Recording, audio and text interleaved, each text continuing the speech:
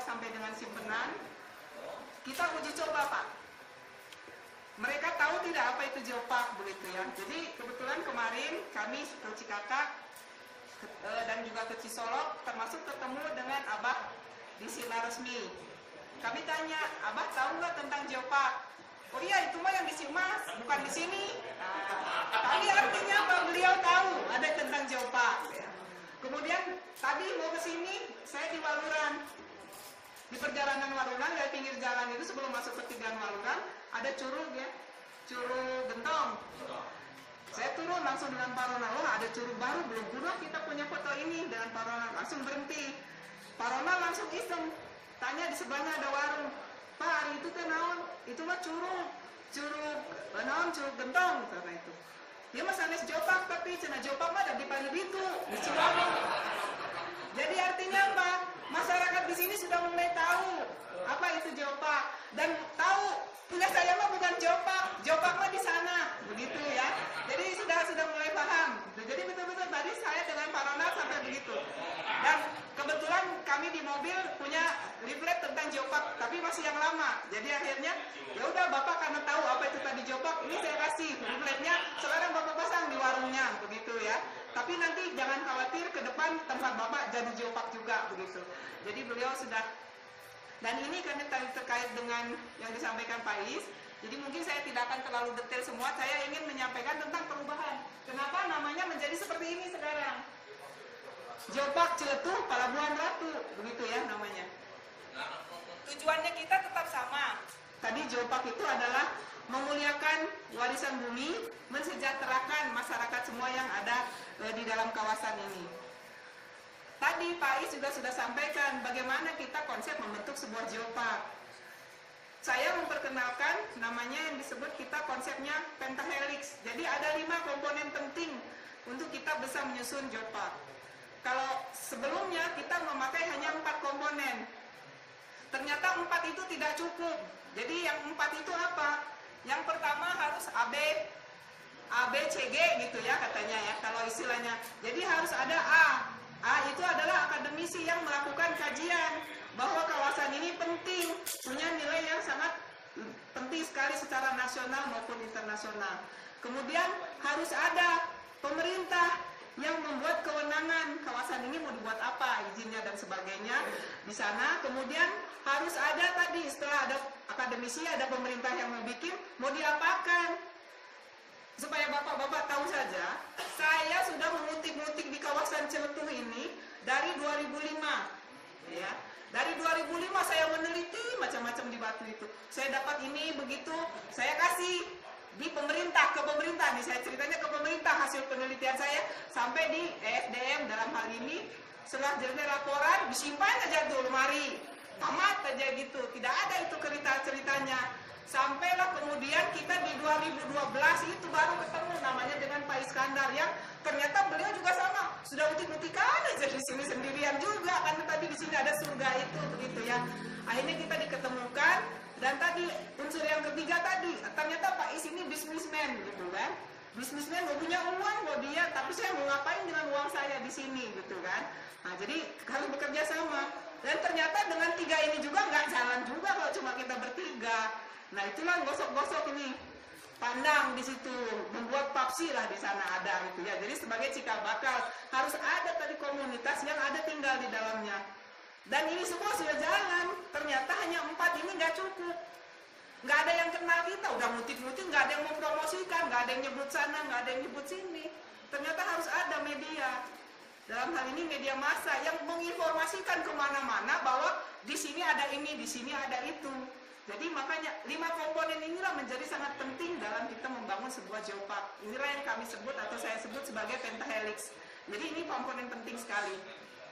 Nah kemudian yang berikutnya, mungkin Bapak Ibu sudah tahu ya. Jadi dengan kerja keras dan sebagainya dalam 2 tahun itu dengan cerita dengan Pak Is, akhirnya jadilah kita dapat penetapan yang disebut sebagai menerima sertifikat dari Komite Nasional Indonesia untuk UNESCO. Namanya KNIU. Kita ditetapkanlah menjadi geopark nasional pada tanggal 22 Desember 2015. Namanya hanya Ciletuh. Karena waktu itu kami sepakat dengan Pak Is, kita kan baru pertama nih yang kecil-kecil aja besar begitu ya, karena nggak akan selesai. Akhirnya kita selesaikan dan itu sertifikat diserahkan langsung oleh tim task force kepada Pak Gubernur di Gedung Sate. Jadi waktu itu kita hanya menetapkan, mohon maaf, jadi hanya 2 kecamatan, Cimas dan Ciracap dengan kurang lebih 15 desa. Karena ternyata Ciracap ada 2 desa tidak termasuk di dalam yang 15 ini gitu waktu itu ternyata. Karena itu murni kita hanya membatasi berdasarkan geologi saja waktu itu ya. Akhirnya karena tadi yang dicari adalah warisan geologinya saja, yang lainnya tidak dipikirkan dulu gitu. Akhirnya seperti itulah kami berjalan. Dan inilah kawasan yang kita tetapkan di dalamnya.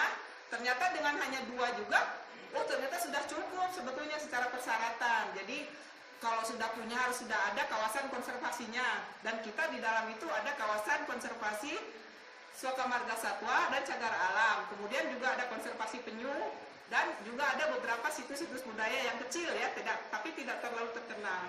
Kemudian ada yang sudah pemukiman lahan dan sebagainya, dan ada area-area khusus. Dan yang terpenting ada objek untuk pengembangan pariwisata.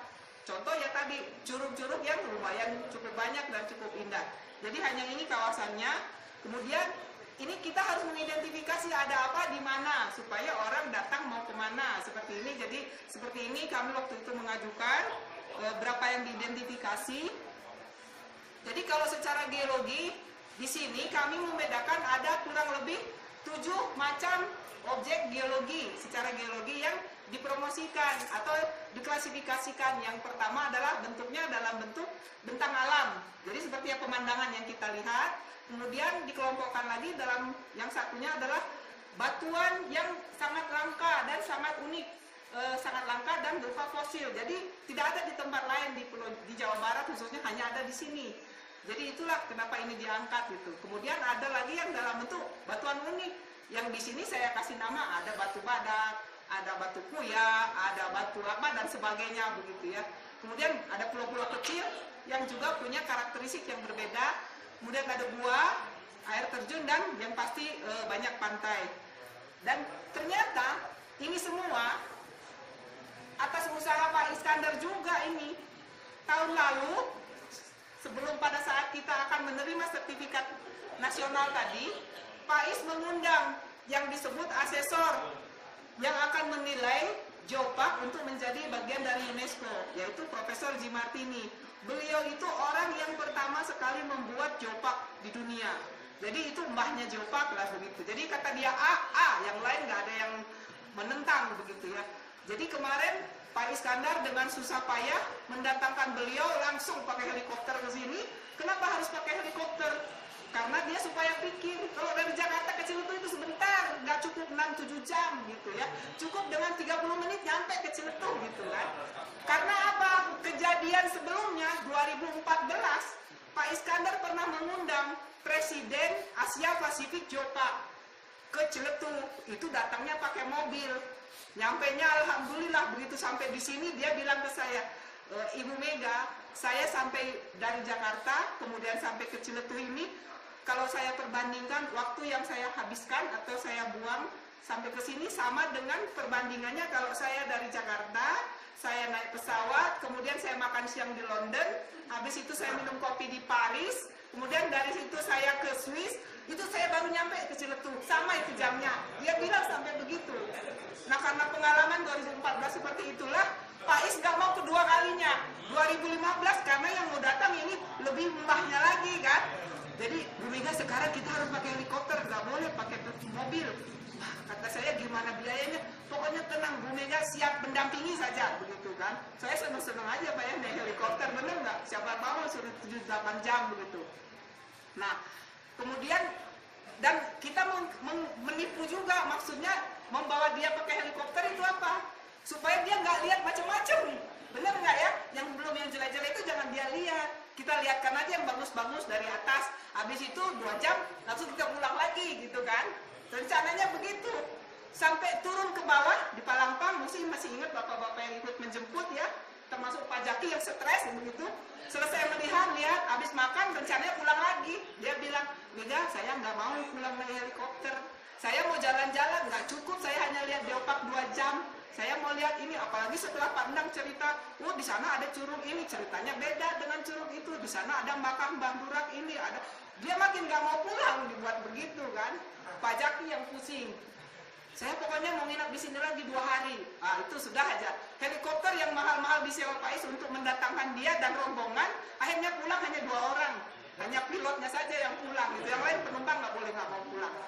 Dan ternyata apa? Itu menjadi bagian penting buat kita